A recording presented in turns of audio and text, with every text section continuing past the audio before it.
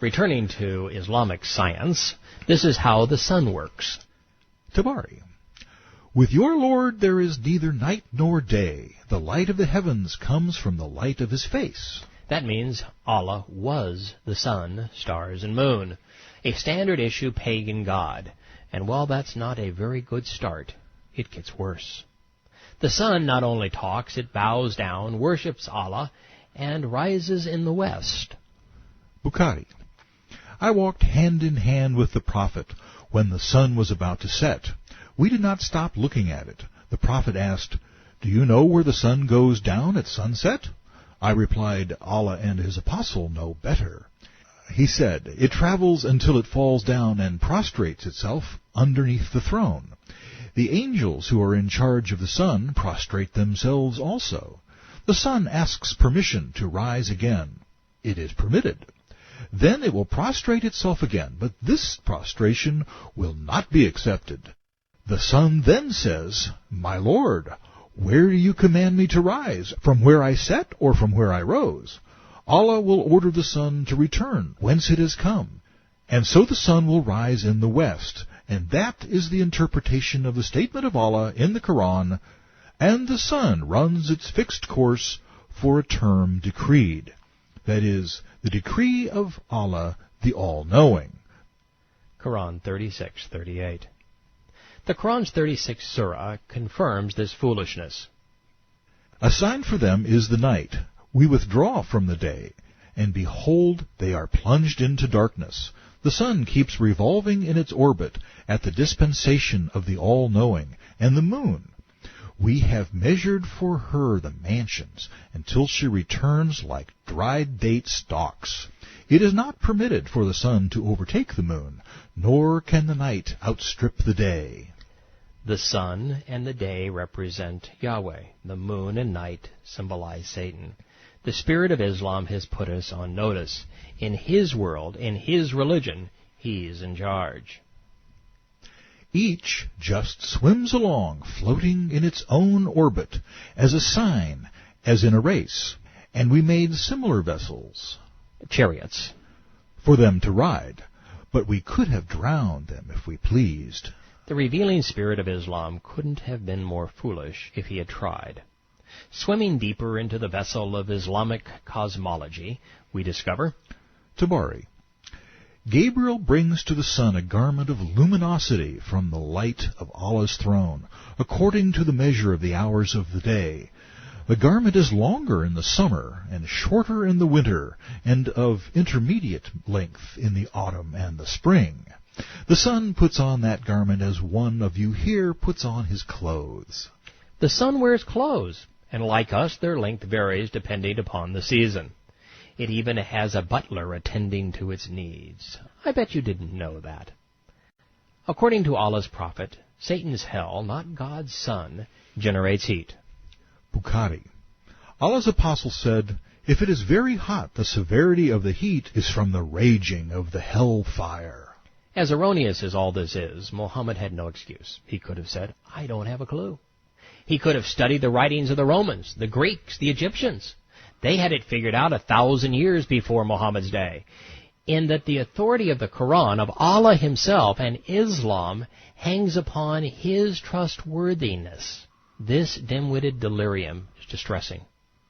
Muhammad wasn't through embarrassing himself. He said, Tabari.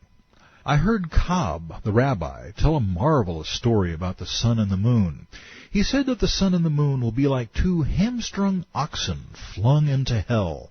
Ibn Abbas, one of Muhammad's companions, contorted with anger and exclaimed 3 times, "Ka'b is lying. This is something Jewish he wants to interject into Islam. Allah is too majestic and noble to mete out punishments where there is obedience to him. How could he punish 2 servants, these servants being the sun and the moon, that are praised for constant obedience? May Allah curse that rabbi! How insolent is he toward Allah, and what a tremendous fabrication he has told about these obedient servants." Mind you, he's having a tizzy fit because Muhammad had said that the sun and moon were obedient servants. meaning good Muslims. So if the rabbi deserved to be cursed for his story, what do you suppose would be the appropriate punishment for Muhammad and his pals? And before you answer, remember the souls of 1 billion people hang in the balance. Ask another way. If you were given a choice, would you trust your eternity to this messenger? Ibn Abbas took a piece of wood and started to hit the ground with it. He did that for some time. Then lifting his head, he threw away the wood and said, "You want me to tell you what I heard the messenger say about the sun and the moon and the beginning of creation and how things went with them?" We said, "We would."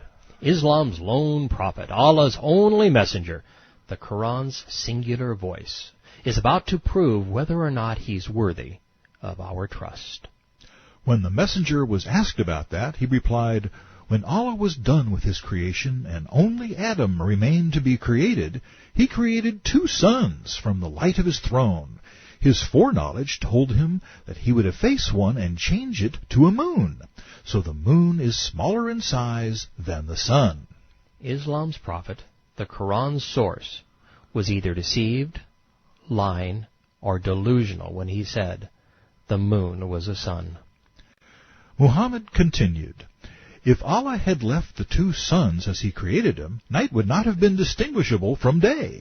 A fasting person would not know when he must fast. A woman would not know how to reckon the period of her impurity. Muslims would not know the time of the pilgrimage. Allah was too concerned with his slaves to do such a thing." Muhammad's hadith and Allah's Quran speak with the same voice. Tabari.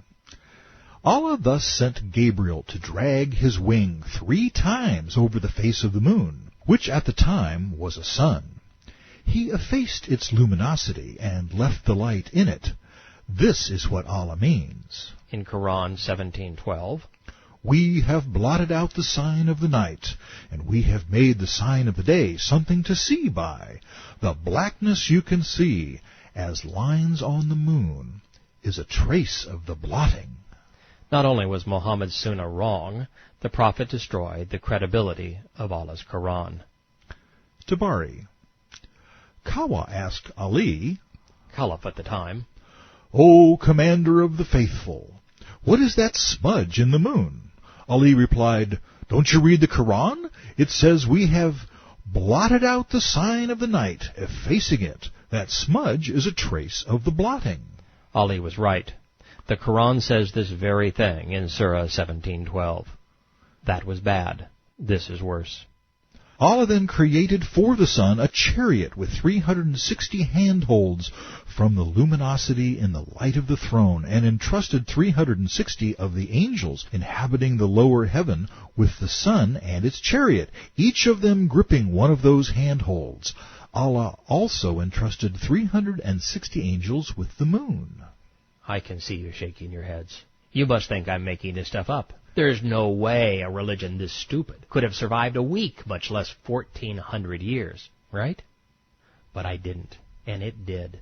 In fact, one of the reasons I've given you so much of this is because of the way Muslims defend Islam's foolishness. They always accuse those with the courage to expose their scriptures of taking them out of context. So I have and will give you ample reason to rebuke such criticism.